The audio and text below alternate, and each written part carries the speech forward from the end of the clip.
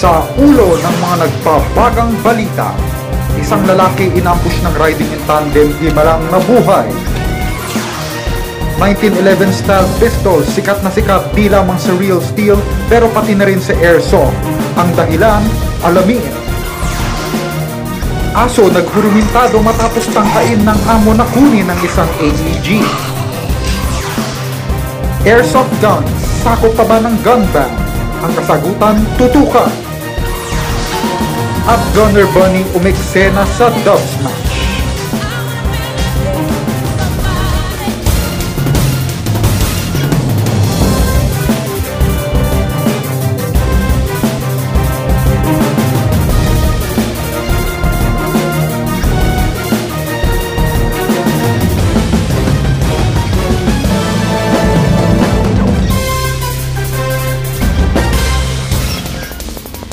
Live mula sa FABN Bush Center, Manila, ito ang BB Patrol. Bayan, ang videong inyo pong nakikita ay mula sa Sky Patrol sa Fernbrooks, Alabang. Ang kasama po nating si Source na piloto ng Sky Patrol ay kasalukuyang nag-iikot sa Kamaynilaan para po sa traffic at weather report. Ito naman po ay kapapasok lamang na footage mula naman po sa Imus, Cavite. Gabi na po yan bago po magsimula ang newscast. Magandang gabi bayan, isa pong lalaki ang nakaligtas sa ambush ng riding in tandem kanina. Narito ang report. Kitang-kita sa video na ito kung paano atakihin ng riding in tandem ang isang lalaki na nagpo-post ng status sa Facebook. Himalang di tinabla ng biktima matapos gawin ang Matrix moves. Isa po itong parody ng riding in tandem na ang ginamit ay gas blowback pistol. Ang video pong ito ay naging viral sa social media na site na Facebook. Ano nga ba ang maaring mangyari sa mga ganitong eksena? Sa Amerika, isang bata ang napatay ng mga pulis matapos ipakita sa publiko ang isang replica pistol. Dahil sa makatotohanan na itsura ng mga baril na ito ay madaling mapagkamalan na ito ay tunay. Maaari din maghasik ng takot ang ganitong armas. Kapag kayo ay nagpakita ng airsoft guns sa publiko ay maaari din kayo makasuhan ng illegal possession of firearms dahil sa saklaw ang pagpapakita ng sandata sa publiko ng airsoft guns sa batas na ito. Ako si Buloys, ACM News. 1911 pistol, sikat na sikat pa rin sa buong mundo. Alamin kung bakit sa report na ito. Maganda, manipis, suwabe ang gatilyo. Yan ang 1911. Pero ano ba ang dahilan at makalipas ang higit 100 taon ay sikat pa rin ang armas na ito? Ang 1911 ay dinesign ni John Moses Browning, isang tanyag na firearms designer sa Amerika. Nangangailangan ng US Army ng isang armas na kayang magpatumba ng mga Moro sa Mindanao na kadalasan ay sabog sa pinagbabawal na gamot. Matapos ang matagal na pagsisiyasat ay pumasa ang 1911. Naunang sumikat sa Pilipinas ang 1911 dahil sa ikalawang digmaang pandaigdig, pero mas umusbong ang kasikatan nito matapos ang digmaan sa kamay ng mga action star noong dekada 70. Nakilala ito bilang 45. Kahit saan lugar, kahit anong oras, dala ko bayad ko. Makalipas ang ilang dekada, patuloy pa rin na ginagamit ang 1911 ng mga sundalo at mga pulis. Ginagamit din ito sa mga shooting competitions dahil sa malutong na trigger pull. Maging ang mga security guards ay nag-upgrade na rin mula sa revolver papunta sa 1911. Ako si Buloys, ACM News. At narito na ang ulat kaalaman mula kay Kuya Source.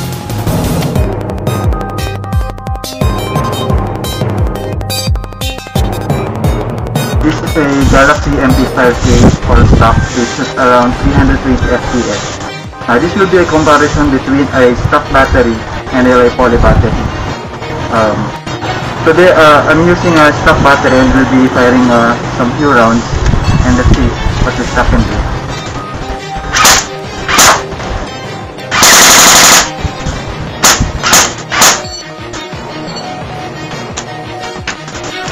will be changing to from stock to LiPo battery.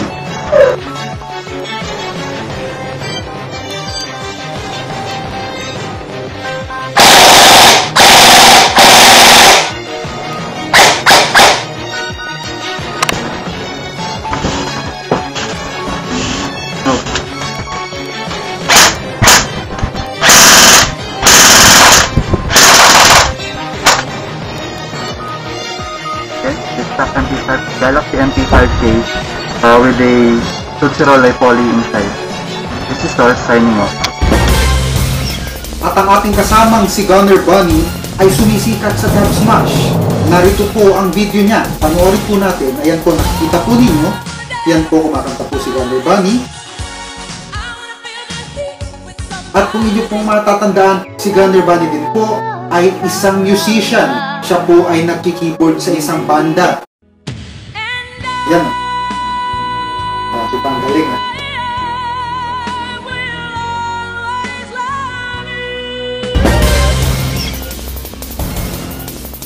Inalis na ang classification ng airsoft bilang firearm sa bagong Firearms Act, ang RA 10519, at na-repeal na din ng batas na ito ang mga restriksyon na ipinapataw ng Philippine National Police.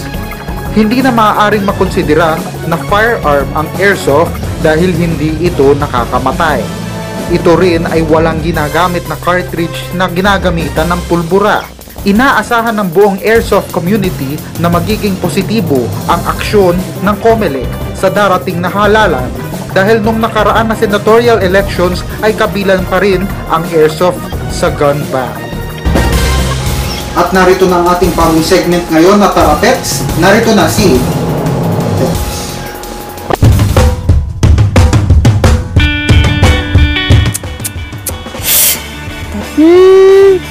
Bantay naman! Ibigay mo na sa akin yung airsoft gun ko. Kakais naman tong asong to. Ay, Bantay. Ayaw mo ibigay sa akin? Alam ko na. Welcome sa Tara Pets! Pagkain, airsoft, travel, at samut-saring topic. Sino sa inyo ang gusto ng libre? Tara sa Memo Express!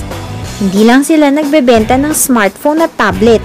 Nagbibigay din sila ng libreng training course sa digital photography, synchronization, email setup, cloud services, recommended applications, latest updates and features sa inyong smartphone at tablets. Bibigyan namin kayo ng patikim sa lecture ng ating trainer na si Miss Jennifer Dayan. May nalagay niya doon kasi open siya eh. Pwede ko siya i-download. Unlike dito, hindi. Kasi sinisecure ni Apple yung security ng phone natin. Meron kasi mga applications na nakakasira ng phone. Nutrition. Yung sa sleep kasi pwede mo nang ma-detect yung sa sleep mo kung puyat ka ba. Pwede na dito, ma'am. O sige, hanggang sa susunod. At yan ang kabuuan ng mga balitang nakalap sa aming mas malawak na pagpapatrol. Hanggang sa susunod, maraming salamat at magandang gabi. Bayan.